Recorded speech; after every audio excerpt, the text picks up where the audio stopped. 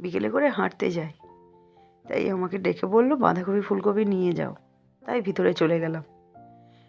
বৌমা আগে গিয়েছে, আমি পরে গেলাম।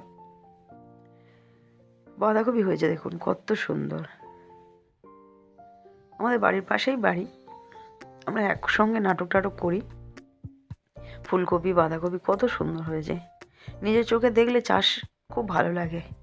ক্যামেরায় তো অত সুন্দর ওঠে না আমার, ক্যামেরা যাদের ভালো তাদের নিশ্চয়ই ভালো উঠবে, কিন্তু নিজের চোখে দেখা একটা আলাদা মজা। টমেটো গাছে টমেটোও ধরে গেছে, বিনস আছে, বাঁধাকপি, ওলকপি, ফুলকপি, পেয়ারা তো আছেই, শশা গাছও লাগিয়েছে, শশা গাছে ফুলও ধরে গেছে। এই যে বিনসের লাইন, আমরা চলে যাচ্ছি, আমাদের নেওয়া হয়ে গেছে, আমরা চলে যাচ্ছি। এই যে শশা গাছ ছোট ছোট হয়ে আছে পাশে, এই যে ফুলও ধরে গেছে। ভালো লাগলে লাইক করবেন।